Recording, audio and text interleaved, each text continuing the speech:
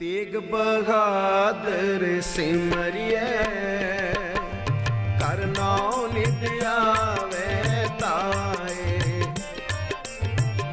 तेग बहादुर सिमरिए कर नाम नित आवे ताए। सतनाम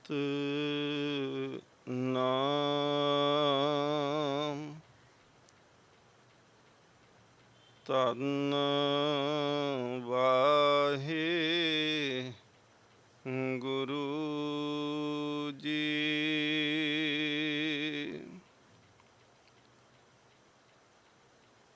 तुमरे गुण क्या कहाँ मेरे सतगुरा। जब गुर बोलहै तब बिसम होए जाए। हम जैसे अपराधी अवर कोई राखे। जैसे हम सतगुर राख लिए छड़ाए। तू गुर पिता तू है गुर माता। तू गुर बंदप मेरा सखा सखाए। बेशुमार अथाह अगंत अतोल। ज्यों बुलावो त्यों नानक दास बोले। परम सन्मान योग जुगो जुग अटल तख्त चवर छत्र दे मालिक सतगुरु श्री गुरु ग्रंथ ਸਾਹਿਬ महाराज पातशाह जी ਦੀ ਹਜ਼ੂਰੀ ਅੰਦਰ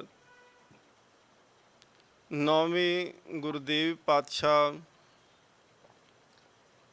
ਧੰਨ ਗੁਰੂ ਤੇਗ ਬਹਾਦਰ ਮਹਾਰਾਜ ਪਾਤਸ਼ਾਹ ਜੀ ਦੇ 400 ਸਾਲਾ ਗੁਰਪੁਰਬ ਪ੍ਰਕਾਸ਼ ਪੁਰਬ ਸ਼ਤਾਬਦੀ ਨੂੰ ਸਮਰਪਿਤ ਦੇਸ਼ ਵਿਦੇਸ਼ ਦੇ ਵਿੱਚ ਆਪ ਸੰਗਤ ਸਤਿਗੁਰ ਮਹਾਰਾਜ ਜੀ ਦਾ ਪਾਵਨ ਇਤਿਹਾਸ ਸਰਵਨ ਕਰ ਰਹੇ ਹੋ। ਆਓ ਸਤਿਗੁਰ ਮਹਾਰਾਜ ਜੀ ਦੇ ਚਰਨਾਂ ਵਿੱਚ ਹਾਜ਼ਰੀ ਲਗਵਾਈਏ। ਗੁਰੂ ਤੇਗ ਬਹਾਦਰ ਮਹਾਰਾਜ ਕਿਰਪਾ ਕਰਨ ਵਿੱਚ ਵਰਤਨ। ਸਤਿਗੁਰ ਮਹਾਰਾਜ ਜੀ ਦਾ ਪਾਵਨ ਜੀਵਨ ਦੀ ਵਿਚਾਰ ਕਰ ਸਕੀਏ। ਆਪ ਸੰਗਤ ਆਸੀਸ ਬਖਸ਼ੋ। ਸਤਿਗੁਰ ਮਹਾਰਾਜ ਜੀ ਦੀ ਬਖਸ਼ਿਸ਼ ਫਤਿਹ ਪ੍ਰਵਾਨ ਕਰੋ ਜੀ। ਵਾਹਿਗੁਰੂ ਜੀ ਕਾ ਖਾਲਸਾ ਵਾਹਿਗੁਰੂ ਜੀ ਕੀ ਫਤਿਹ। ਪਿਛਲੇ ਦੀਵਾਨ ਦੇ ਵਿੱਚ ਆਪ ਜੀ ਨੇ ਸਰਵਨ ਕੀਤਾ ਸੀ ਕਿ ਧੰਨ ਗੁਰੂ ਹਰਗੋਬਿੰਦ ਸਾਹਿਬ ਮਹਾਰਾਜ ਮੀਰੀ ਪੀਰੀ ਦੇ ਮਾਲਕ ਸਤਿਗੁਰੂ ਆਪਣੇ ਪੋਤਰੇ ਬਾਬਾ ਗੁਰਦਿੱਤਾ ਜੀ ਦੇ ਸਪੁੱਤਰ 7ਵੇਂ ਪਾਤਸ਼ਾਹ ਧੰਨ ਗੁਰੂ ਹਰਿਰਾਏ ਸਾਹਿਬ ਮਹਾਰਾਜ ਜੀ ਨੂੰ ਸੰਨ 1644 ਦੇ ਵਿੱਚ ਗੁਰਤਾ ਗੱਦੀ 'ਤੇ ਬਿਰਾਜਮਾਨ ਸੁਭਾਏਮਾਨ ਕਰਦੇ ਨੇ। ਸਤਿਗੁਰ ਮਹਾਰਾਜ ਪਾਤਸ਼ਾਹ ਜੀ ਗੁਰੂ ਹਰਗੋਬਿੰਦ ਸਾਹਿਬ ਮਹਾਰਾਜ ਜੀ ਨੂੰ ਮਾਤਾ ਨਾਨਕੀ ਜੀ ਨੇ ਬੇਨਤੀ ਕੀਤੀ ਸੀ ਕਿ ਧੰਨ ਗੁਰੂ ਹਰਗੋਬਿੰਦ ਸੱਚੇ ਪਾਤਸ਼ਾਹ ਮਹਾਰਾਜ ਆਪ ਦੇ ਸਪੁੱਤਰ ਤੇਗ ਬਹਾਦਰ ਜੀ ਉਹ ਸੰਗਤ ਦੇ ਵਿੱਚ ਵੀ ਬੈਠਣ ਤਾਂ ਅੱਖਾਂ ਨੀਵੀਆਂ ਕਰਕੇ ਬੈਠਦੇ ਨੇ। ਕਿਸੇ ਮਸੰਦ ਦੇ ਨਾਲ ਜਾਂ ਸੰਗਤ ਦੇ ਨਾਲ ਉਹ ਬਹੁਤਾ ਤਾਲਮੇਲ, ਬਹੁਤਾ ਸੰਬੰਧ ਨਹੀਂ ਰੱਖਦੇ, ਬਹੁਤੀ ਕਾਰ ਭੇਟਾ ਵਾਲੇ ਪਾਸੇ ਨਹੀਂ ਜਾਂਦੇ। ਸਤਿਗੁਰ ਮਹਾਰਾਜ ਮੇਰੇ ਪੁੱਤਰ ਦਾ ਕੀ ਹੋਵੇਗਾ, ਉਹਦੇ ਬਾਰੇ ਵੀ ਕੋਈ ਉਪਦੇਸ਼ ਕਰੋ। ਸਤਿਗੁਰੂ ਗੁਰੂ ਹਰਗੋਬਿੰਦ ਸਾਹਿਬ ਮਹਾਰਾਜ ਜੀ ਨੇ ਉਸ ਵੇਲੇ 3 ਦਾਤਾਂ ਸਤਿਕਾਰਯੋਗ ਮਾਤਾ ਨਾਨਕੀ ਜੀ ਦੀ ਝੋਲੀ ਦੇ ਵਿੱਚ ਪਾਉਣੀਆਂ ਕੀਤੀਆਂ। ਇੱਕ ਉਸ ਵੇਲੇ ਸਤਿਗੁਰ ਮਹਾਰਾਜ ਜੀ ਨੇ ਆਪਣਾ ਹੱਥ ਪੂੰਝਣ ਵਾਲਾ ਰੁਮਾਲ ਝੋਲੀ ਦੇ ਵਿੱਚ ਪਾਇਆ। ਦੂਸਰਾ ਬਾਣੀ ਦੀ ਪੋਥੀ ਸਤਿਗੁਰ ਮਹਾਰਾਜ ਜੀ ਨੇ ਬਖਸ਼ਿਸ਼ ਕੀਤੀ। ਤੇ ਤੀਸਰਾ ਸਤਿਗੁਰੂ ਗੁਰਦੇਵ ਪਾਤਸ਼ਾਹ ਧੰਨ ਗੁਰੂ ਹਰਗੋਬਿੰਦ ਸੱਚੇ ਪਾਤਸ਼ਾਹ ਮਹਾਰਾਜ ਜੀ ਨੇ ਮਾਤਾ ਨਾਨਕੀ ਦੀ ਝੋਲੀ ਦੇ ਵਿੱਚ ਕਟਾਰ ਪਾਈ। ਆਪ ਸੰਗਤ ਨੂੰ ਪਹਿਲਾਂ ਵੀ ਬੇਨਤੀ ਕੀਤੀ ਕਿ ਬਾਣੀ ਦੀ ਪੋਥੀ ਜਿਹੜੀ ਹੈ ਉਹ ਪੀਰੀ ਦਾ ਸਿਧਾਂਤ ਹੈ। ਮੇਰੀ ਪੀਰੀ ਦੇ ਮਾਲਕ ਸਤਿਗੁਰ ਮਹਾਰਾਜ ਆਪਣੇ ਪੁੱਤਰ ਦੇ ਵਾਸਤੇ ਅਸੀਸ ਕੀ ਦਿੱਤੇ। ਪੋਥੀ ਪੀਰੀ ਦਾ ਸਿਧਾਂਤ ਹੈ ਤੇ ਕਟਾਰ ਜਿਹੜੀ ਹੈ ਉਹ ਸ਼ਕਤੀ ਮੀਰੀ ਦਾ ਸਿਧਾਂਤ। ਸਤਿਗੁਰ ਮਹਾਰਾਜ ਜੀ ਨੇ ਅਸੀਸ ਦੇਣ ਤੋਂ ਬਾਅਦ ਵਿੱਚ ਇਹ ਵੀ ਬਚਨ ਕਹੇ ਸੀ ਕਿ ਨਾਨਕੀ ਤੁਸੀਂ ਪਰਿਵਾਰ ਸਮੇਤ, ਭਾਵ ਇਹ ਸੀ ਕਿ ਤੇਗ ਬਹਾਦਰ ਜੀ ਦੇ ਨਾਲ ਮਾਤਾ ਗੁਜਰੀ ਆਪਣੀ ਨੂੰਹ ਦੇ ਨਾਲ ਅੱਜ ਤੋਂ ਬਾਅਦ ਵਿੱਚ ਤੁਸੀਂ ਕੀਰਤਪੁਰ ਸਾਹਿਬ ਦੀ ਧਰਤੀ ਤੇ ਨਿਵਾਸ ਨਹੀਂ ਕਰਨਾ। ਤੁਸੀਂ ਆਪਣੇ ਪੇਕੇ ਨਗਰ ਬਕਾਲੇ ਦੇ ਵਿੱਚ ਚਲੇ ਜਾਣਾ ਹੈ। ਇਹ ਗੱਲ ਧਿਆਨ ਦੇ ਵਿੱਚ ਰੱਖਣਾ ਕਿ ਜਿਹੜਾ ਬਕਾਲਾ ਹੈ ਇਹਨੂੰ ਪਹਿਲਾਂ ਬਾਬਾ ਬਕਾਲਾ ਨਹੀਂ ਆਖਦੇ। ਜਿਸ ਦਿਨ ਸਤਿਗੁਰੂ ਗੁਰੂ ਹਰਕ੍ਰਿਸ਼ਨ ਮਹਾਰਾਜ ਜੀ ਨੇ ਸਨ 1664 ਦੇ ਵਿੱਚ ਦਿੱਲੀ ਦੀ ਧਰਤੀ ਦੇ ਉੱਤੇ ਇਹ ਬਚਨ ਕਹੇ ਸਨ ਕਿ ਬਾਬਾ ਬਸੇ ਗ੍ਰਾਮ ਬਕਾਲੇ, ਉਸ ਦਿਨ ਤੋਂ ਬਾਅਦ ਵਿੱਚ ਬਕਾਲੇ ਨੂੰ ਬਾਬਾ ਬਕਾਲਾ ਕਹਿਣਾ ਸ਼ੁਰੂ ਕੀਤਾ। ਸਤਿਕਾਰਯੋਗ ਮਾਤਾ ਨਾਨਕੀ ਜੀ ਗੁਰੂ ਹਰਗੋਬਿੰਦ ਸਾਹਿਬ ਮਹਾਰਾਜ ਜੀ ਦਾ ਇਹ ਸਹੁਰਿਆਂ ਦਾ ਨਗਰ ਹੈ। ਮਾਤਾ ਨਾਨਕੀ ਜੀ ਦੇ ਪੇਕੇ ਹਨ ਬਕਾਲੇ ਦੀ ਧਰਤੀ ਦੇ। ਸਤਿਗੁਰੂ ਸੱਚੇ ਪਾਤਸ਼ਾਹ ਮਹਾਰਾਜ ਜੀ ਦਾ ਹੁਕਮ ਮੰਨਿਆ। ਮਾਤਾ ਨਾਨਕੀ ਜੀ ਸਤਿਗੁਰੂ ਮਹਾਰਾਜ ਜੀ ਦੇ ਸੁਪੁੱਤਰ ਧੰਨ ਗੁਰੂ ਤੇਗ ਬਹਾਦਰ ਮਹਾਰਾਜ ਜੀ, ਉਹਨਾਂ ਦੀ ਸੁਪਤਨੀ ਸਤਿਕਾਰਯੋਗ ਮਾਤਾ ਗੁਜਰੀ ਜੀ, ਇਹ ਪਰਿਵਾਰ ਸਮੇਤ ਜਿਹੜਾ ਸੀ ਇਹ ਬਕਾਲੇ ਦੀ ਧਰਤੀ ਤੇ ਆ ਬਿਰਾਜੇ। ਸਤਿਗੁਰੂ ਸੱਚੇ ਪਾਤਸ਼ਾਹ ਮਹਾਰਾਜ ਜੀ ਨੇ ਉੱਥੇ ਜਿਹੜੀ ਕਿਰਪਾ ਕੀਤੀ, ਧੰਨ ਗੁਰੂ ਹਰਿਰਾਏ ਸਾਹਿਬ ਮਹਾਰਾਜ ਗੁਰਤਾ ਗੱਦੀ ਦੇ ਉੱਤੇ ਬਿਰਾਜਮਾਨ ਹੁੰਦੇ ਨੇ। ਔਰ ਇਹ ਲੰਮਾ ਸਮਾਂ ਜਿਹੜਾ ਸੀ ਇਹ ਸਨ 1644 ਦੇ ਵਿੱਚ ਧੰਨ ਗੁਰੂ ਹਰਿਰਾਏ ਸਾਹਿਬ ਮਹਾਰਾਜ ਗੁਰਤਾ ਗੱਦੀ ਤੇ ਬਿਰਾਜੇ। ਸਨ 1661 ਦੇ ਵਿੱਚ ਸਤਿਗੁਰੂ ਸੱਚੇ ਪਾਤਸ਼ਾਹ ਮਹਾਰਾਜ ਸਤਵੇਂ ਪਾਤਸ਼ਾਹ ਧੰਨ ਗੁਰੂ ਹਰਿਰਾਏ ਸਾਹਿਬ ਮਹਾਰਾਜ ਜੋਤੀ ਜੋਤ ਸਮਾਉਣ ਤੋਂ ਪਹਿਲਾਂ, ਹਾਲਾਂਕਿ ਦਾਅਵੇਦਾਰ ਜਿਹੜਾ ਸੀ ਉਹ ਰਾਮ ਰਾਏ ਸੀ ਗੁਰਤਾ ਗੱਦੀ ਦਾ। ਸਤਿਗੁਰੂ ਮਹਾਰਾਜ ਜੀ ਦੇ ਜੀਵਨ ਦੇ ਵਿੱਚੋਂ ਬੜੀ ਸੁੰਦਰ ਘਟਨਾ ਕਿ ਸੰਗਤ ਕਾਬਲ ਤੋਂ ਚੱਲ ਕੇ ਆਉਂਦੀ ਹੈ ਕੀਰਤਪੁਰ ਸਾਹਿਬ ਦੀ ਧਰਤੀ ਦੇ ਉੱਪਰ। ਗੁਰੂ ਹਰਿਰਾਏ ਸਾਹਿਬ ਮਹਾਰਾਜ ਜੀ ਨੂੰ ਬੇਨਤੀ ਕੀਤੀ, ਸਤਿਗੁਰੂ ਸੱਚੇ ਪਾਤਸ਼ਾਹ ਮਹਾਰਾਜ ਆ ਦੇਖੋ ਕਿ ਭਾਈ ਗੁਰਦਾਸ ਸਾਹਿਬ ਜੀ ਦੇ ਬਚਨ ਹਨ ਕਿ ਚੱਲੀ ਪੀੜੀ ਸੋਡੀਆਂ ਰੂਪ ਦਿਖਾਵਨ ਵਾਰੋ ਵਾਰੀ। ਭਾਈ ਗੁਰਦਾਸ ਸਾਹਿਬ ਜੀ ਇਹ ਲਿਖ ਕੇ ਗਏ ਨੇ ਕਿ ਜੁਗ ਜੁਗ ਸਤਿਗੁਰ ਧਰੇ ਅਵਤਾਰੀ। ਸਾਧ ਸੰਗਤ ਜੀ, ਯੁੱਗ ਦਾ ਅਰਥ ਹੁੰਦਾ ਹੈ ਦੋ, ਜੋੜਾ। ਤੇ ਜਦੋਂ ਯੁੱਗ ਯੁੱਗ ਅਰਥ ਆ ਜਾਣ ਉਹਦੇ ਅਰਥ ਹੁੰਦੇ ਨੇ 2 ਤੇ 2 4, ਭਾਵ ਕਿ 6 ਮਹਿਲਾਂ ਤੱਕ ਦਰਸ਼ਨ ਨਿਹਾਰੀ। ਧੰਨ ਗੁਰੂ ਹਰਗੋਬਿੰਦ ਸਾਹਿਬ ਮਹਾਰਾਜ ਤੱਕ ਦਰਸ਼ਨ ਸੰਗਤ ਕਰ ਚੁੱਕੀ ਹੈ। ਤੇ ਭਾਈ ਗੁਰਦਾਸ ਜੀ ਨੇ ਇਹ ਅੱਗੇ ਜਿਵੇਂ ਸਤਿਗੁਰ ਮਹਾਰਾਜ ਜੀ ਦਾ ਹੁਕਮ ਸੀ ਕਿ 4 ਸਰੀਰ ਜਿਹੜੇ ਨੇ ਅਸੀਂ ਹੋਰ ਧਾਰਨ ਕਰਨੇ ਨੇ। ਤੇ ਸਤਿਗੁਰੂ ਗੁਰੂ ਹਰਿਰਾਏ ਸਾਹਿਬ ਮਹਾਰਾਜ ਜੀ ਨੂੰ ਸੰਗਤ ਬੇਨਤੀ ਕਰਦੀ ਹੈ, ਮਹਾਰਾਜ ਇਹ ਜ਼ਰੂਰ ਦੱਸਣਾ ਕਰੋ ਕਿ ਸਤਿਗੁਰੂ ਸੱਚੇ ਪਾਤਸ਼ਾਹ ਮਹਾਰਾਜ ਆਪ ਜੀ ਤੋਂ ਬਾਅਦ ਆਪ ਜੀ ਦੀ ਗੁਰਤਾ ਤੇ ਕੌਣ ਬਿਰਾਜਮਾਨ ਹੋਵੇਗਾ। ਕਿਉਂਕਿ ਸੰਗਤ ਇਹ ਗੱਲ ਜਾਣਦੀ ਹੈ ਕਿ ਇਹ ਸਤਿਗੁਰੂ ਮਹਾਰਾਜ ਜੀ ਦੀ ਗੁਰਿਆਈ, ਗੁਰੂ ਨਾਨਕ ਦੀ ਗੁਰਿਆਈ ਜਿਹੜੀ ਹੈ ਇਹ ਸੋਢੀਆਂ ਦੇ ਹੀ ਘਰ ਦੇ ਵਿੱਚ ਰਹਿਣੀ ਹੈ। ਪਰ ਗੁਰੂ ਹਰਿਰਾਏ ਸਾਹਿਬ ਮਹਾਰਾਜ ਆਪ ਜੀ ਦੇ 2 ਸੁਪੁੱਤਰ ਨੇ, ਰਾਮ ਰਾਏ ਜੀ ਤੇ ਹਰਕ੍ਰਿਸ਼ਨ ਜੀ। ਇਹ ਸਤਿਗੁਰੂ ਮਹਾਰਾਜ ਜੀ ਦੱਸੋ ਕਿ ਦੋਨਾਂ ਦੇ ਵਿੱਚੋਂ ਗੁਰਤਾ ਗੱਦੀ ਤੇ ਕੌਣ ਬਿਰਾਜਮਾਨ ਹੋਏਗਾ। ਸਤਿਗੁਰੂ ਗੁਰੂ ਹਰਿਰਾਏ ਸਾਹਿਬ ਮਹਾਰਾਜ ਮੁਸਕਰਾਏ ਤੇ ਮਹਾਰਾਜ ਨੇ ਕਿਹਾ, ਇਹ ਦਾਤ ਜੋਤ ਉਸ ਨਾਨਕ ਬਾਬੇ ਨਾਨਕ ਦੀ ਵਡਿਆਈ ਹੈ। ਤੇ ਜਿਸ ਤੇ ਗੁਰੂ ਨਾਨਕ ਦੀ ਕਿਰਪਾ ਹੁੰਦੀ ਹੈ ਉਹਨੂੰ ਇਹ ਮਿਲਦੀ ਹੈ, ਤੇ ਦਾਅਵਿਆਂ ਦੇ ਨਾਲ ਨਹੀਂ ਪ੍ਰਾਪਤ ਹੁੰਦੀ। ਗੁਰੂ ਹਰਿਰਾਏ ਸਾਹਿਬ ਮਹਾਰਾਜ ਜੀ ਨੂੰ ਸੰਗਤ ਨੇ ਬੇਨਤੀ ਕੀਤੀ, ਜਿੱਦ ਕੀਤੀ, ਮਹਾਰਾਜ ਨੇ ਕੋਈ ਇਸ਼ਾਰਾ ਜ਼ਰੂਰ ਕਰੋ।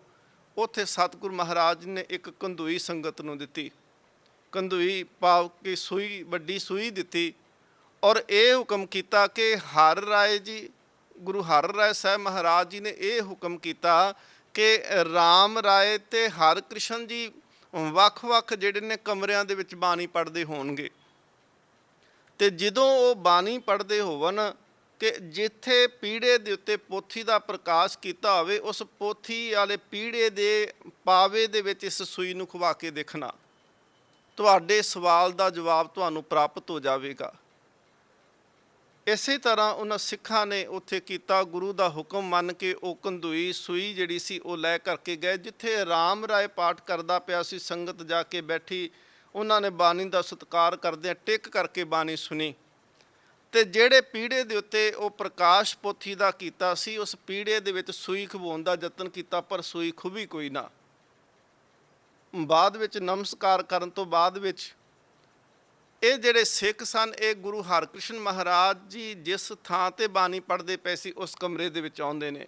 ਇਤਿਹਾਸਕਾਰ ਕਹਿੰਦੇ ਨੇ ਕਿ ਉਸ ਵੇਲੇ ਸਤਿਗੁਰੂ ਮਹਾਰਾਜ ਜੀ ਦੀ ਸਰੀਰਕ ਉਮਰ ਤਕਰੀਬਨ 2.5 ਸਾਲ ਜਿਹੜੀ ਸੀ ਬਣਦੀ ਹੈ, ਔਰ ਸਤਿਗੁਰੂ ਮਹਾਰਾਜ ਪੀੜੇ ਸਾਹਿਬ ਨੂੰ ਚੰਗੀ ਤਰ੍ਹਾਂ ਪੜ੍ਹਿਆ ਜਾ ਸਕੇ, ਆਪਣੇ ਬੈਠਣ ਵਾਸਤੇ ਇੱਕ ਗੱਦੀ ਥੱਲੇ ਲਾ ਕੇ ਬੈਠਦੇ ਸੀ ਕਿ ਉੱਚਾ ਹੋ ਕੇ ਬੈਠਿਆ ਜਾ ਸਕੇ, ਨੀਵੇਂ ਹੋ ਕੇ ਬਾਣੀ ਪੜ੍ਹਨ 'ਚ ਕੋਈ ਮੁਸ਼ਕਲ ਨਾ ਆਵੇ। ਗੁਰੂ ਹਰਿਕ੍ਰਿਸ਼ਨ ਮਹਾਰਾਜ ਬਚਪਨ ਦੇ ਵਿੱਚ ਜਦੋਂ ਬਾਣੀ ਸਾਧ ਸੰਗਤ ਪੜ੍ਹਦੇ ਆ, ਉਸ ਵੇਲੇ ਸਿੱਖਾਂ ਨੇ ਜਾ ਕਰਕੇ ਉਸ ਪੀੜੇ ਦੇ ਵਿੱਚ ਸੂਈ ਜਿਸ ਵੇਲੇ ਖਵਾਉਣ ਦਾ ਯਤਨ ਕੀਤਾ, ਤੇ ਸੂਈ ਬਿਲਕੁਲ ਪਾਵੇ ਦੇ ਵਿੱਚ ਖੁੱਭ ਗਈ। ਇਵੇਂ ਮਹਿਸੂਸ ਹੋਇਆ ਜਿਵੇਂ ਪਾਵਾ ਲੱਕੜ ਦਾ ਨਹੀਂ, ਮੋਮ ਦਾ ਬਣਿਆ ਹੋਵੇ। ਸਿੱਖਾਂ ਨੇ ਆ ਕਰਕੇ ਸਤਿਗੁਰੂ ਗੁਰੂ ਹਰਿਰਾਏ ਸਾਹਿਬ ਮਹਾਰਾਜ ਨੂੰ ਨਮਸਕਾਰ ਕਰਕੇ ਕਿਹਾ, ਮਹਾਰਾਜ ਹਰਿਕ੍ਰਿਸ਼ਨ ਜੀ। ਗੁਰੂ ਹਰਿਰਾਏ ਸਾਹਿਬ ਮਹਾਰਾਜ ਮੁਸਕਰਾਉਂਦੇ ਨੇ।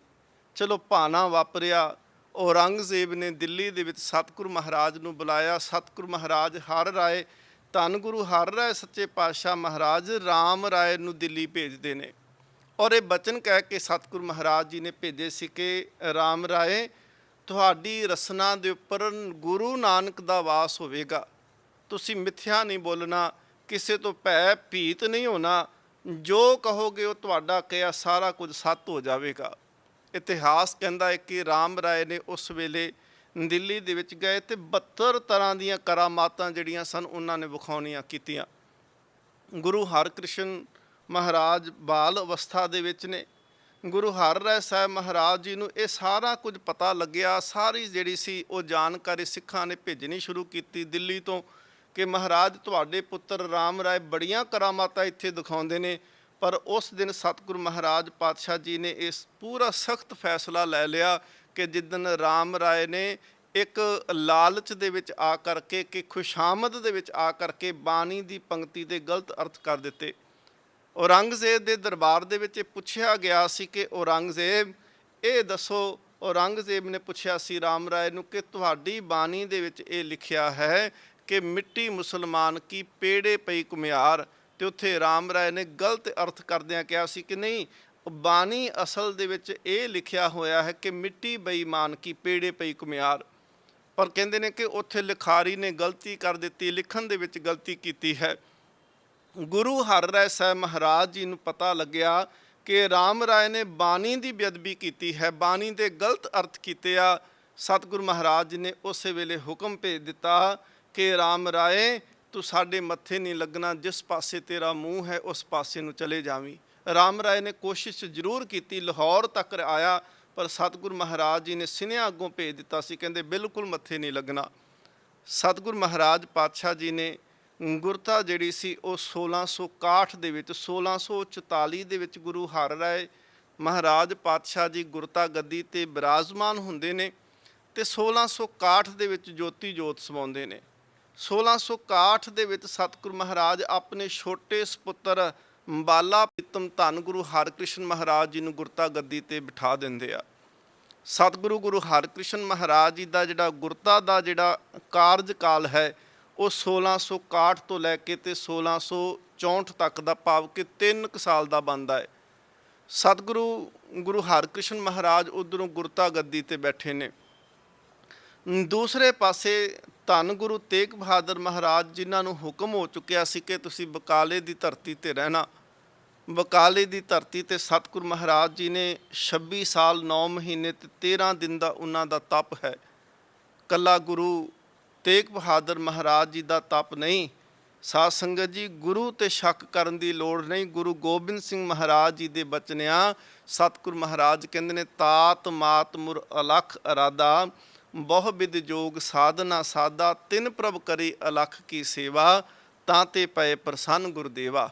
ਸਤਿਗੁਰ ਮਹਾਰਾਜ ਕਹਿੰਦੇ ਨੇ, ਮੇਰਾ ਆਗਮਨ ਗੁਰੂ ਗੋਬਿੰਦ ਸਿੰਘ ਮਹਾਰਾਜ ਆਪਣੀ ਜੀਵਨੀ ਦੇ ਵਿੱਚ ਲਿਖਦੇ ਨੇ।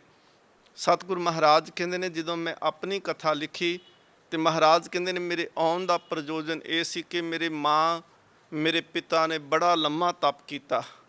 ਹੁਣ 26 ਸਾਲ 9 ਮਹੀਨੇ 13 ਦਿਨ ਜੇ ਸਤਿਗੁਰ ਮਹਾਰਾਜ ਜੀ ਬੈਠ ਕੇ ਤਪ ਕਰਦੇ ਨੇ ਤੇ ਉਨਾ ਹੀ ਤਪ ਮਾਤਾ ਗੁਜਰੀ ਜੀ ਦਾ ਵੀ ਉੱਥੇ ਹੈ। ਤਾਤ ਮਾਤ ਮੁਰ ਅਲਖ ਰਾਦਾ, ਤਾਤ ਦੇ ਅਰਥ ਹੁੰਦੇ ਨੇ ਪਿਤਾ ਤੇ ਮਾਤ ਦੇ ਅਰਥ ਨੇ ਮਾਤਾ। ਮੇਰੇ ਮਾਤਾ ਤੇ ਮੇਰੇ ਪਿਤਾ ਗੁਰੂ ਤੇਗ ਬਹਾਦਰ ਤੇ ਮਾਤਾ ਗੁਜਰੀ ਨੇ ਬਹੁਤ ਸੰਗਨੀ ਤਪ ਤੇ ਤਪੱਸਿਆ ਕੀਤੀ।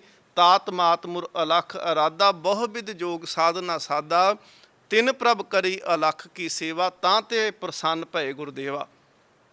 ਮਹਾਰਾਜ ਕਹਿੰਦੇ ਨੇ ਕਿ ਫਿਰ ਪਰਮਾਤਮਾ ਖੁਸ਼ ਹੋਇਆ ਤੇ ਮੈਨੂੰ ਇਹਨਾਂ ਦੇ ਗ੍ਰਹਿ ਵਿਖੇ ਗੁਰੂ ਤੇਗ ਬਹਾਦਰ ਮਹਾਰਾਜ ਜੀ ਦੇ ਘਰ ਦੇ ਵਿੱਚ ਭੇਜਣਾ ਕੀਤਾ। ਉਧਰ ਜਦੋਂ ਅਸੀਂ ਬਕਾਲੇ ਦੀ ਧਰਤੀ ਦਾ ਜ਼ਿਕਰ ਕਰਦੇ ਹਾਂ ਤੇ ਗੁਰੂ ਤੇਗ ਬਹਾਦਰ ਮਹਾਰਾਜ ਪਾਤਸ਼ਾਹ ਜੀ ਨੂੰ ਹੁਣ ਸਭ ਨੂੰ ਪਤਾ ਹੈ ਕਿ ਸਤਿਗੁਰ ਮਹਾਰਾਜ ਜੀ ਦੀ ਇਹ ਸੰਤਾਨ ਨੇ, ਗੁਰੂ ਹਰਗੋਬਿੰਦ ਸਾਹਿਬ ਮਹਾਰਾਜ ਜੀ ਦੇ ਸਾਹਿਬਜ਼ਾਦੇ ਨੇ। ਸੰਗਤ ਮਿਲਦੀ ਹੈ ਤੇ ਸਤਿਕਾਰ ਵੀ ਕਰਦੀ ਹੈ।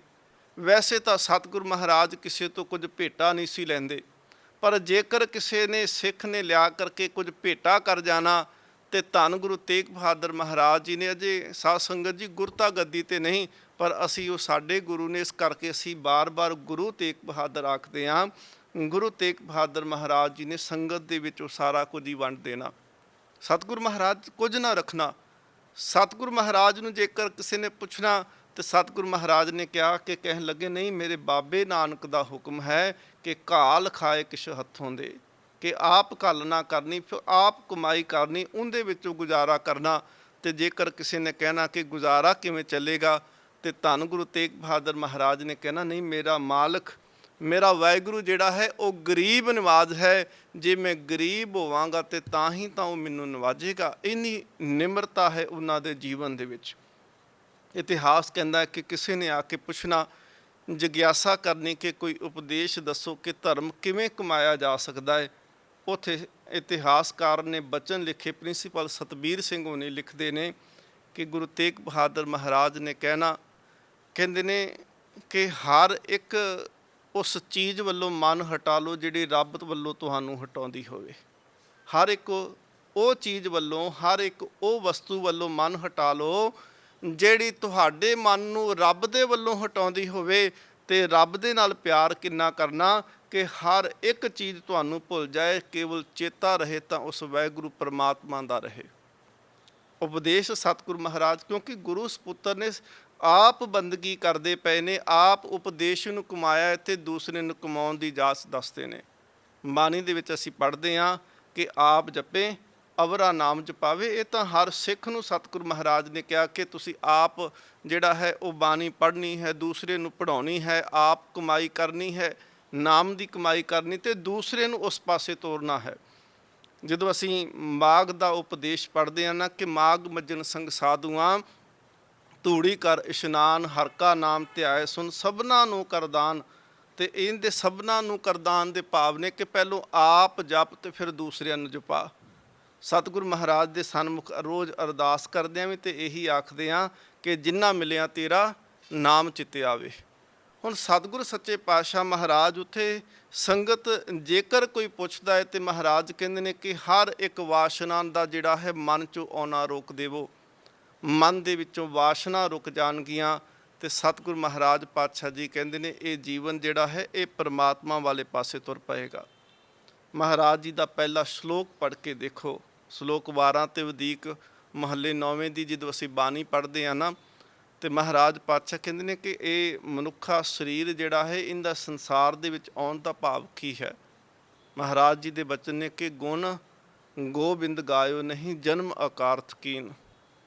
ਮਹਾਰਾਜ ਕਹਿੰਦੇ ਨੇ ਅਸਲ 'ਚ ਮਨੋਰਥ ਕੀ ਸੀ ਕਿ ਰੱਬ ਦੇ ਗੁਣਾਂ ਨੂੰ ਤੂੰ ਗਾਉਂਦਾ, ਪਰ ਮਹਾਰਾਜ ਕਹਿੰਦੇ ਨੇ ਜੇ ਗੁਣ ਨਹੀਂ ਗਾਏ ਤੇ ਇਹਦਾ ਮਤਲਬ ਮਨੋਰਥ ਤੂੰ ਛੱਡ ਦਿੱਤਾ। ਹੁਣ ਉਸ ਮਨੋਰਥ ਦੀ ਥਾਂ ਤੇ ਤੂੰ ਕੀ ਕਰਦਾ ਪਿਆ, ਆਪਣੇ ਜੀਵਨ ਨੂੰ ਵਿਅਰਥ ਕਰਦਾ ਪਿਆ, ਅਕਾਰਥ ਕਰਦਾ ਪਿਆ ਹੈ, ਬੇਫਜ਼ੂਲ ਇਹਨਾਂ ਸਵਾਸਾਂ ਨੂੰ ਗਾਉਂਦਾ ਪਿਆ ਹੈ। ਇਹ ਸਵਾਸ ਕੱਲਾ ਧਨ ਕਮਾਉਣ ਵਾਸਤੇ ਨਹੀਂ, ਇਹ ਧਰਮ ਕਮਾਉਣ ਵਾਸਤੇ ਦਿੱਤੇ ਸੀ। ਇਹ ਧਨ ਜਿਹੜਾ ਹੈ ਸਤਿਗੁਰੂ ਮਹਾਰਾਜ ਪਾਤਸ਼ਾਹ ਗੁਰੂ ਰਾਮਦਾਸ ਜੀ ਦੇ ਬਚਨ ਨੇ, ਜਿਸ ਧਨ ਕਾ ਤੁਮ ਗਰਭ ਕਰਤ ਹੋ ਸੋ ਧਨ ਕਿਸੇ ਨਾ ਆਥ। ਮਹਾਰਾਜ ਕਹਿੰਦੇ ਨੇ ਕਿ ਇਹ ਧਨ ਕਿਸੇ ਕੰਮ ਨਹੀਂ ਆਉਣਾ। ਮਹਾਰਾਜ ਕਹਿੰਦੇ ਨੇ ਇਹ ਧਨ ਨਹੀਂ, ਧਰਮ ਕਮਾਇਆ ਨਾਲ ਤੇਰੇ ਜ਼ਰੂਰ ਜਾਵੇਗਾ। ਸਤਿਗੁਰੂ ਮਹਾਰਾਜ ਕਹਿੰਦੇ ਨੇ ਗੁਣ ਗੋਬਿੰਦ ਗਾਇਓ ਨਹੀਂ ਜਨਮ ਅਕਾਰਥ ਕੀਨ, ਕਹੋ ਨਾਨਕ ਹਰ ਭਜ ਮਨਾ ਜਹ ਬਿਦ ਜਲ ਕੋ ਮੀਨ। ਇਵੇਂ ਕਹਿੰਦੇ ਰੱਬ ਨੂੰ ਚੇਤੇ ਕਰਨਾ ਚਾਹੀਦਾ ਸੀ। ਤੇ ਉਦਾਹਰਨ ਮਹਾਰਾਜ ਕੀ ਦਿੰਦੇ ਨੇ, ਜਹ ਬਿਦ ਜਲ ਕੋ ਮੀਨ, ਜਿਵੇਂ ਮੱਛੀ ਜਿਹੜੀ ਹੈ ਉਹ ਪਾਣੀ ਨੂੰ ਚੇਤੇ ਕਰਦੀ ਆ, ਪਾਣੀ ਤੋਂ ਬਾਹਰ ਕੱਢੋ ਤੇ ਤੜਫਣਾ ਸ਼ੁਰੂ ਕਰ ਦਿੰਦੀ ਹੈ। ਉਨੀ ਦੇਰ ਤੱਕ ਤੜਫਦੀ ਰਹੇਗੀ ਜਿੰਨੀ ਦੇਰ ਤੱਕ ਪਾਣੀ ਦੇ ਵਿੱਚ ਦੁਬਾਰਾ ਨਾ ਪਾ ਦਿਓ। ਮੱਛੀ ਦਾ ਜੀਵਨ ਜਿਹੜਾ ਹੈ ਉਹ ਪਾਣੀ ਹੈ, ਪਾਣੀ ਤੋਂ ਬਾਹਰ ਕੱਢਿਆ ਮੱਛੀ ਮਰ ਜਾਂਦੀ ਹੈ। ਸਿੱਖ ਦਾ ਜੀਵਨ ਇਵੇਂ ਦਾ ਹੋਣਾ ਚਾਹੀਦਾ ਸੀ, ਬਾਣੀ ਤੋਂ ਬਾਹਰ ਮਨ ਨਿਕਲੇ ਤੇ ਸਿੱਖ ਕਵੇ ਮੇਰੀ ਆਤਮਿਕ ਮੌਤ ਹੋ ਚੱਲੀ ਆ, ਮੌਤ ਸਮਝੇ ਆਪਣੀ। ਸਤਿਗੁਰੂ ਮਹਾਰਾਜ ਜੀ ਨੇ ਇੱਥੇ ਫਿਰ ਉਪਦੇਸ਼ ਸੰਗਤ ਨੇ ਪੁੱਛਣਾ, ਮਹਾਰਾਜ ਨੇ ਕਹਿਣਾ ਕਿ ਰੱਬ ਭੁੱਲੇ ਨਾ, ਰੱਬ ਦੀ ਯਾਦ ਹਮੇਸ਼ਾ ਹਿਰਦੇ ਵਿੱਚ ਰਹਿਣੀ ਚਾਹੀਦੀ ਹੈ। ਮਹਾਰਾਜ ਨੇ ਨਾ ਸਤਿਗੁਰੂ ਮਹਾਰਾਜ ਬਾਣੀ ਦੀ ਵਿਆਖਿਆ ਕਰਦਿਆਂ ਮਹਾਰਾਜ ਨੇ ਕਿਹਾ ਕਿ ਅਸਲ 'ਚ ਅਸੀਂ ਪੈਸੇ ਨੂੰ ਇਕੱਲਾ ਮਾਇਆ ਸਮਝ ਕੇ ਬੈਠਦੇ ਹਾਂ। ਅਸੀਂ ਕਹਿੰਦੇ ਸ਼ਾਇਦ ਪੈਸਾ ਹੀ ਧਨ ਹੁੰਦਾ ਹੈ। ਸਤਿਗੁਰੂ ਸੱਚੇ ਪਾਤਸ਼ਾਹ ਮਹਾਰਾਜ ਕਹਿੰਦੇ ਨੇ ਇਹ ਮਾਇਆ ਜਿਤ ਹਰ ਵਿਸਰੇ ਮੋਹ ਉਪਜੇ ਭਾਉ ਦੂਜਾ ਲਾਇਆ। ਮਹਾਰਾਜ ਕਹਿੰਦੇ ਨੇ ਕਿ ਹਰ ਇੱਕ ਸ਼ੈ ਉਹ ਮਾਇਆ ਹੈ ਜਿੰਦੇ ਕਰਕੇ ਰੱਬ ਭੁੱਲ ਜਾਏ, ਰੱਬ ਵਿਸਰ ਜਾਏ, ਯਾਦ ਉਹਦੀ ਮਨ 'ਚੋਂ ਚਲੀ ਜਾਏ। ਜੇ ਮਨ ਦੇ ਵਿੱਚੋਂ ਯਾਦ ਚਲੇ ਗਈ, ਮਹਾਰਾਜ ਕਹਿੰਦੇ ਉਹ ਹਰ ਇੱਕ ਵਸਤੂ ਮਾਇਆ। ਭਾਵੇਂ ਘਰ ਕਰਕੇ ਚੇਤਾ ਭੁੱਲ ਗਿਆ ਰੱਬ ਦਾ, ਨਵੀਂ ਗੱਡੀ ਲੈ ਕੇ ਰੱਬ ਦਾ ਚੇਤਾ ਭੁੱਲ ਗਿਆ, ਪਰਿਵਾਰ ਕਰਕੇ, ਪਤਨੀ ਕਰਕੇ, ਬੱਚਿਆਂ ਕਰਕੇ, ਰਿਸ਼ਤੇਦਾਰੀਆਂ ਕਰਕੇ, ਸੰਪਤੀ ਕਰਕੇ, ਕਿਸੇ ਵੀ ਕਾਰਨ ਕਰਕੇ ਜੇ ਰੱਬ ਭੁੱਲਦਾ ਪਿਆ ਹੈ ਤੇ ਮਹਾਰਾਜ ਕਹਿੰਦੇ ਇਹ ਸਾਰੇ ਹੀ ਮਾਇਆ ਦੇ ਰੂਪ ਨੇ। ਇਕੱਲੇ ਪੈਸੇ ਨੂੰ ਅਸੀਂ ਮਾਇਆ ਨਹੀਂ ਆਖ ਸਕਦੇ। ਇਹ ਮਾਇਆ ਜਿਤ ਹਰ ਵਿਸਰੇ, ਜਿੰਦੇ ਕਰਕੇ ਰੱਬ ਭੁੱਲੇ, ਮਹਾਰਾਜ ਕਹਿੰਦੇ ਉਹ ਹਰ ਇੱਕ ਚੀਜ਼ ਮਾਇਆ ਹੈ। ਸਤਿਗੁਰੂ ਗੁਰੂ ਤੇਗ ਬਹਾਦਰ ਮਹਾਰਾਜ ਜੀ ਨੇ ਕਹਿਣਾ ਕਿ ਜਿਸ ਕਰਕੇ ਮਨ ਜਿਹੜਾ ਹੈ ਰੱਬ ਦੇ ਨਾਮ ਵੱਲੋਂ ਹਟ ਜਾਏ, ਉਹ ਹਰ ਇੱਕ ਵਸਤੂ ਤੋਂ ਮਨ ਨੂੰ ਹਟਾਉਣਾ ਸ਼ੁਰੂ ਕਰੋ। ਇੰਨਾ ਕੁ ਬਾਣੀ ਦੇ ਨਾਲ, ਇੰਨਾ ਕੁ ਗੁਰੂ ਦੇ ਨਾਲ ਪ੍ਰੇਮ ਕਰੋ। ਸਤਿਗੁਰੂ ਮਹਾਰਾਜ ਪਾਤਸ਼ਾਹ ਕਹਿੰਦੇ ਨੇ ਕਿ ਤੁਹਾਨੂੰ ਹਰ ਇੱਕ ਵਸਤੂ ਦਾ ਚੇਤਾ ਭੁੱਲ ਜਾਵੇ, ਕੇਵਲ ਜੇਕਰ ਯਾਦ ਮਨ ਦੇ ਵਿੱਚ ਰਹੇ ਤਾਂ ਉਹ ਕੇਵਲ ਵਾਹਿਗੁਰੂ ਦੀ ਹੋਵੇ। ਇਹ ਸਤਿਗੁਰੂ ਮਹਾਰਾਜ ਜੀ ਨੇ ਉੱਥੇ ਉਪਦੇਸ਼ ਦੇਣਾ। ਕਦੀ ਕਦਾਈ ਗੁਰੂ ਤੇਗ ਬਹਾਦਰ ਮਹਾਰਾਜ ਪਾਤਸ਼ਾਹ ਜੀ ਨੇ ਘੋੜੀ 'ਤੇ ਸਵਾਰ ਹੋਣਾ ਤੇ ਬਾਹਰ ਜੰਗਲ ਵਾਲੇ ਪਾਸੇ ਨਿਕਲ ਜਾਣਾ। ਸਤਿਗੁਰੂ ਮਹਾਰਾਜ ਪਾਤਸ਼ਾਹ ਨੇ ਇਕਾਂਤ ਨੂੰ ਜ਼ਿਆਦਾ ਜਿਹੜਾ ਸੀ ਉਹ ਪਸੰਦ ਕਰਨਾ, ਕਿਉਂਕਿ ਹਰ ਇੱਕ ਜਗਿਆਸੂ ਜਿਹੜਾ ਹੈ, ਹੁਣ ਦੇਖੋ ਸੰਸਾਰੀ ਬੰਦਾ ਤੇ ਇਕੱਲਾ ਬੈਠ ਹੀ ਨਹੀਂ ਸਕਦਾ। ਇਕੱਲਾ ਬੈਠੇਗਾ ਤੇ ਕਹੇਗਾ ਜੀ ਮੇਰਾ ਤੇ ਸਮਾਂ ਹੀ ਬਤੀਤ ਨਹੀਂ ਹੋ ਰਿਹਾ, ਮੈਂ ਤੇ ਬੋਰ ਹੋਈ ਜਾ ਰਿਹਾ। ਪਰ ਜਗਿਆਸੂ ਜਿਹੜਾ ਹੈ ਉਹ ਹਰ ਵੇਲੇ ਚਾਹੁੰਦਾ ਹੈ ਕਿ ਮੈਨੂੰ ਸਮਾਂ ਮਿਲੇ, ਮੈਂ ਇਕਾਂਤ ਦੇ ਵਿੱਚ ਬੈਠ ਕੇ ਉਸ ਵਾਹਿਗੁਰੂ ਨਾਲ ਗੱਲਾਂ ਕਰ ਸਕਾਂ, ਮੈਂ ਆਪਣੇ ਆਪ ਨਾਲ ਬੈਠ ਸਕਾਂ, ਮੈਂ ਗੁਰੂ ਦੇ ਨਾਲ ਬੈਠ ਕੇ ਬਾਣੀ ਪੜ੍ਹ ਸਕਾਂ, ਮੈਂ ਪਰਮਾਤਮਾ ਦੇ ਨਾਲ ਬੈਠ ਕੇ ਉਹਦੇ ਨਾਲ ਸਾਂਝ ਪਾ ਸਕਾਂ। ਸੋ ਸਾਧ ਸੰਗਤ ਜੀ, ਸਤਿਗੁਰੂ ਮਹਾਰਾਜ ਜੀ ਨੇ ਬਾਬੇ ਬਕਾਲੇ ਦੀ ਧਰਤੀ ਦੇ ਉੱਤੇ ਲੰਮਾ ਸਮਾਂ ਸਤਿਗੁਰੂ ਮਹਾਰਾਜ ਜੀ ਤਪ ਕਰਦੇ ਨੇ, ਪਰ ਸਤਿਗੁਰੂ ਮਹਾਰਾਜ ਜੀ ਦਾ ਇਹ ਤਪ ਹੀ ਹੈ ਜਿਹੜਾ ਸਤਿਗੁਰੂ ਮਹਾਰਾਜ ਜੀ ਨੂੰ ਸ਼ਹਾਦਤ ਤੱਕ ਲੈ ਕੇ ਜਾਂਦਾ ਹੈ। ਤੇ ਸਤਿਗੁਰੂ ਮਹਾਰਾਜ ਪਾਤਸ਼ਾਹ ਕਿਰਪਾ ਕਰਨ ਅਸੀਂ ਉਹਨਾਂ ਦੇ ਜੀਵਨ ਨੂੰ ਇਕੱਲਾ ਬਿਲਕੁਲ ਇੱਕੋ ਪੱਖ ਨਾਲ ਕਿ ਕਈ ਵਾਰੀ ਕੱਟੜਤਾ ਦੇ ਵਿੱਚ ਕਹੀ ਜਾਓ ਕਿ ਨਹੀਂ ਜੀ ਇਹ ਕਿਵੇਂ ਹੋ ਗਿਆ, ਉਹ ਕਿਵੇਂ ਹੋ ਗਿਆ। ਨਹੀਂ ਸਾਧ ਸੰਗਤ ਜੀ, ਸ਼ਰਧਾ ਭਾਵਨਾ ਦੇ ਨਾਲ ਦੇਖੋ, ਮਹਾਰਾਜ ਜੀ ਨੇ ਜੀਵਨ ਨੂੰ ਕਮਾਇਆ ਹੈ। ਜੀਵਨ ਨੂੰ ਕਮਾਉਣ ਤੋਂ ਬਾਅਦ ਵਿੱਚ ਸਾਰੀ ਇਹ ਪ੍ਰਾਪਤੀ ਹੁੰਦੀ ਹੈ। ਗੁਰੂ ਨਾਨਕ ਦੇ ਘਰ ਦੇ ਵਿੱਚ ਐਵੇਂ ਪ੍ਰਾਪਤੀ ਨਹੀਂ ਹੁੰਦੀ। ਇਹ ਦਾਤ ਜੋਤ ਖਸਮੇ ਵਡਿਆਈ, ਉਹਦੀ ਵਡਿਆਈ ਕਰੀ ਦੀ ਹੈ ਤੇ ਤਾਂ ਉਹਦੀ ਦਾਤ ਜੋਤ ਪ੍ਰਾਪਤ ਹੁੰਦੀ ਹੈ। ਅੱਜ ਸੰਸਾਰਿਕ ਤੌਰ 'ਤੇ ਦੇਖੋ ਭੋਰਿਆਂ ਵਾਲੇ ਬਹੁਤ ਮਿਲਣਗੇ, ਪਰ ਬਹੁਤੇ ਭੋਰਿਆਂ ਵਾਲੇ ਜਿਹੜੇ ਨੇ ਅੱਜ ਜੇਲ੍ਹਾਂ ਦੇ ਵਿੱਚ ਲੰਮੀਆਂ ਸਜ਼ਾਵਾਂ ਕੱਟਦੇ ਪਏ ਨੇ। ਗੁਰੂ ਤੇਗ ਬਹਾਦਰ ਮਹਾਰਾਜ ਵਰਗਾ ਕੌਣ ਹੋਵੇਗਾ ਜਿਨੇ ਭੋਰਿਆਂ 'ਚ ਤਪ ਕੀਤਾ ਤੇ ਚਾਂਦਨੀ ਚੌਂਕ ਦੇ ਵਿੱਚ ਜਾ ਕੇ ਸ਼ਹਾਦਤ ਦਿੱਤੀ। ਸਤਿਗੁਰੂ ਮਹਾਰਾਜ ਕਿਰਪਾ ਕਰਨ। ਅਗਲੀਆਂ ਵਿਚਾਰਾਂ ਇਤਿਹਾਸ ਦੀਆਂ ਅਗਲੇ ਦੀਵਾਨ ਦੇ ਵਿੱਚ ਆਪ ਜੀ ਸਰਵਣ ਕਰਨਾ ਜੀ। ਬੋਲਦਿਆਂ ਹੋਇਆਂ ਪੁੱਲਾਂ ਦੀ ਖਿਮਾ। ਬੁਲਾਓ ਫਤਿਹ ਆਖੋ ਜੀ। ਵਾਹਿਗੁਰੂ ਜੀ ਕਾ ਖਾਲਸਾ ਵਾਹਿਗੁਰੂ ਜੀ ਕੀ ਫਤਿਹ। ਤੇਗ ਬਹਾਦਰ ਸਿਮਰਿਐ ਕਰ ਨਾਉ ਨਿਤ ਆਵੇ ਤਾਏ। ਤੇਗ ਬਹਾਦਰ